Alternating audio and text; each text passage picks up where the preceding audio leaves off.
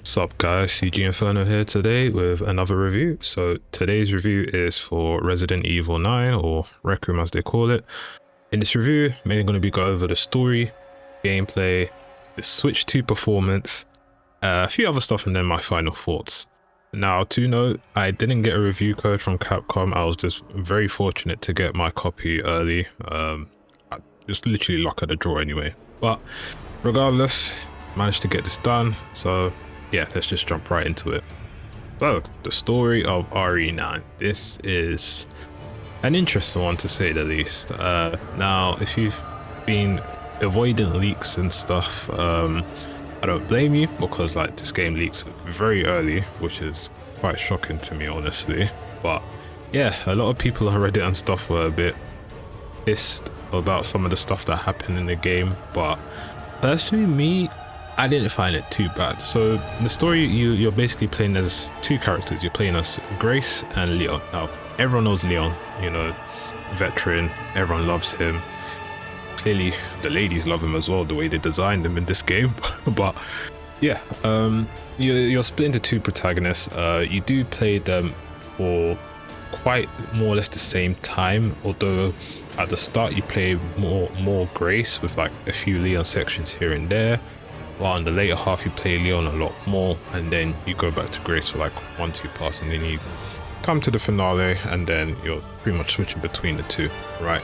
So story in this one, essentially you're an FBI agent named Grace who is investigating these weird deaths that are happening with like people that are linked to Raccoon City, who essentially have like the T-virus remnants or whatever. You see it in the game, they have like some black fungus, I would call it, growing on them, and it's becoming like quite a concern. So you go and investigate, you get caught up in like this whole you know, you being the key or something and everything. To be honest, I really do not know how she was the key to this whole thing. I honestly felt that she is kind of an afterthought in this game, but it's not that she's a bad character. Obviously she with the amount of stuff that she's gone through in the game, I can't even blame her how she is, right? That you see a mom getting killed in front of you, you're already a timid character, and then when you're getting chased by like zombies and stuff, you're just stumbling all over the place. But yeah, her sections overall were, you know, usually supposed to be like, you know, the scary horror type thing. To be honest, I didn't find it too scary compared to say RE8 when you're getting chased by the baby in that section. Like that section actually that freaks me out, man, because I was like, bro, what the fuck is this shit? This one is not so bad because, you know, you still have a gun and stuff, you still have weapons and everything, so you can somewhat defend yourself, right? And then Leon sections, you know, is all pretty much guns blazing. You know, he's not like the timid character that we knew from Resident Evil 2. Like you can see he's been through some shit, man. He has been through some stuff. But yeah, his one's definitely a lot more action oriented, which they did state. And to be honest, I do enjoy my action a bit more than the horror stuff. So when I was playing, I was like, yes, I can just go all in and everything. But yeah, his sections were pretty good for the most part. I felt at the start it was a bit small on how we're playing him, but you know, later on you do get to go to Raccoon City, and then that's his like big segment, right? But overall I did enjoy both segments. Now in terms of like the characters themselves, as I said earlier, Grace, obviously the timid, scared one, introvert, you know, how most of us are online anyway, to an extent. But I felt some of the decisions she's done in the game was so stupid. Like, I genuinely wanted to think, like, what is her thought process going into it, right? Now, I'm not going to spoil some of the stuff because I want to keep it for, like, you guys to play and you guys can see and be the judge of it, but I kid you not, when you guys see some of these scenes, you're probably going to be thinking, what the fuck is she doing, you know? Now, bearing in mind, obviously Leon has like tons of experience, so he already knows what to do, right? But still, like, some of the stuff I'm just like, why are you doing this for? Why? But that's besides the point, you know, that's just her character. Obviously she grows a bit more when you go into the game, so yeah, I mean, if we do see her again, maybe she a bit more, you know, not so stupid, I would say, more or less. Now, in terms of gameplay, the game, it was pretty good for the most part. It's your standard Resident Evil, or I say modern one anyway, right? So with Leon and Grace, obviously they have come two different styles. So the game kind of says you should play Grace's one in first person if you want to experience like the whole horror, everything, and then Leon's one's obviously third person because you're pretty much going guns blazing all the time.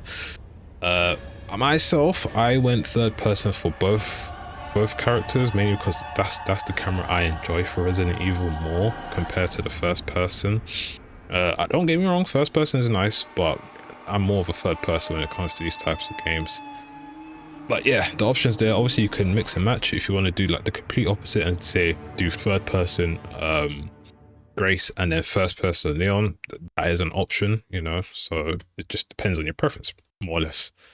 Now in terms of difficulty for the game, it's pretty standard, more or less. I didn't have any trouble really. You obviously have casual mode, which is your easy mode, so everything more or less die easy, you won't take too much damage and all of that. Then you also have standard modern, which is essentially where you can, the standard difficulty, enemies can deal some decent amount of damage, and then you can just save infinite enough times, and your auto saves are quite frequent. And then you obviously have standard classic, which is essentially going with the old school style of using ink ribbons to save and stuff, and not having as many auto save points as well. And then once you finish the game, you unlock insanity mode, which is essentially a hard mode. Not too sure how that one is because I haven't tried it out yet, but I would assume if you probably dive in like 2-3 hits with some of the enemies, right? So yeah, that wasn't too hard. I played on standard modern, pretty straightforward. I think I died like probably like 3 or 4 times. Some of them were just because I just wanted to see death animations. Other times was like complete bullshit. One example, I parried with Leon, and then I somehow fell off, and then an enemy just grabbed me, and then I just died instantly after that. But yeah, that's besides the point. Still a bit pissed, but whatever. So yeah, puzzles in the game, honestly, compared to the previous games, there's not many, Most of the puzzles is like story related, and they're very easy to find. And then you have the safes in the game. There's like 5 of them in the game, which is quite small, honestly. And those ones, you just find like the notes throughout the game, and then you just go and put in the combination, and you're done. Pretty much, like nothing too crazy. So if you suck at puzzles, don't worry. The game rarely has any puzzles. If anything, the majority of them are just very straightforward. Some of them you just might have to like look at like the photos and stuff and see which one's right, but nothing too crazy. Like I think I've had a harder time in RE4 than this game. Now accessibility options, there is quite a bit in the game. I won't go into too much detail with them, but essentially, if you want an easy experience, say for example the aiming, so that you're aiming on controller, right? You have aim assist, and then you can have it to track the enemies as well when they're moving. You can have that option. There's a few other stuff. There's some color options as well as usual, which is always great, for the other people that might have some color difficulties and stuff. I think every game should really have that going forward now. I know most are trying to do it, but some still kind of lack it. But I'd say for like AAA games, that should be standard. Obviously, there's the standard New Game Plus as well, so it works pretty much the same as previous games. Finish it, you get CP points. You can use that to like the artwork, character models, all of that, or just enhance your gameplay and make it easier. Infinite ammo, RPG unlock, all of that stuff. That's all in the game. One downside in the game, I'm kind of sad, is that we don't have the merchant anymore.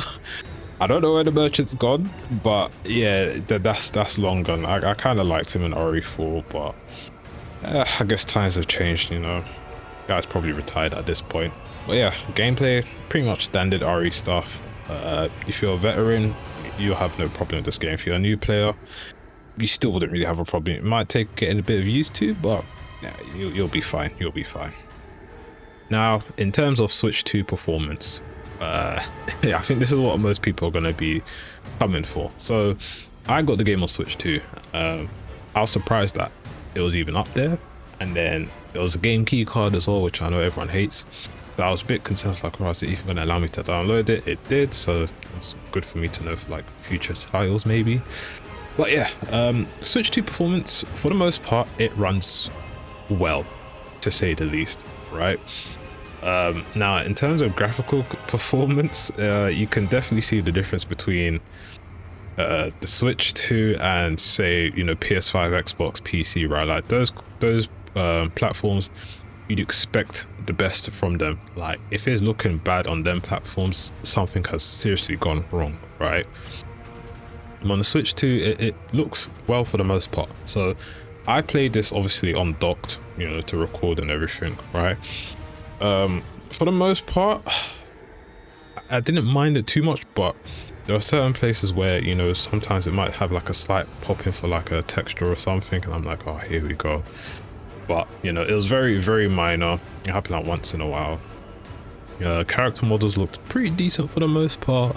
The game itself, how it ran, I mean, at some points it can run 60 FPS, but my god, in certain areas it was dipping. Like you could feel it, you could see it, and I was like, bro, what is going on? Like I remember there was one staircase I was walking up, right, and for whatever reason the game just chugged there, and it happened twice. Like I've beaten the game twice, it's happened twice in that same exact area.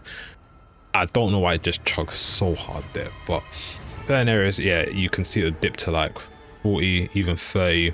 I'm not sure, probably even lower at some point, you know. But for the most part, you are getting a stable game. Now, in terms of like what resolution it's running at, I'm assuming it's probably like, I don't know. I was reading something about it being like 600p and then upscaling it to like 1080 or something like that. To be honest, I think they could have done more with this game. Could have at least done 1440p, right? You know, if they'd done that, I think most people would be fine with it. But that's just the Switch 2 for you, I guess. You know, it's still a bit underwhelming to an extent. You know, unless like you're the first party Nintendo title, and then they just get all the love, right?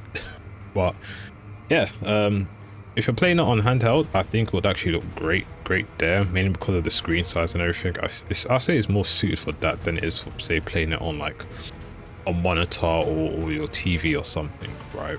But it's not unplayable. Like it is very much playable. So, you know, if you are planning to get on the Switch 2 because you want to play handheld, I'd say go for it. With all that said, time to wrap it up. So, is it worth getting Resident Evil 9? Yes and no. Yes, because it's still a great game and everything. No, mainly because the price is hella steep for this game. I'll say steep, but I guess it's kind of the standard now, more or less. And for a game that is pretty short, I mean, yeah, Resident Evil games are short in general, right? But paying what, 60-70 pounds for this, like, unless you know you're going for like all the achievements and stuff, then honestly I'd probably say wait for a sale. It's nothing too crazy. That's not something you have to go and get straight away, right? But I kid you not, like if I was not doing this whole YouTube stuff and everything, I wouldn't be rushing to get this game at all. You know, I'll just probably get it on a sale or something. But here we are. What can we do, right? But yeah, overall I still enjoyed the game. Obviously some parts of the story were a bit questionable. Some of the characters that you meet as well,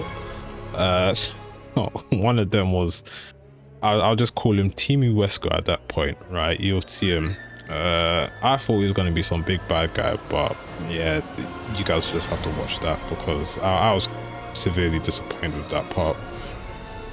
But yeah, honestly, I would say wait for a sale. Still a good game, but for the price, I'd probably say yeah, just gotta wait for the sale, you know.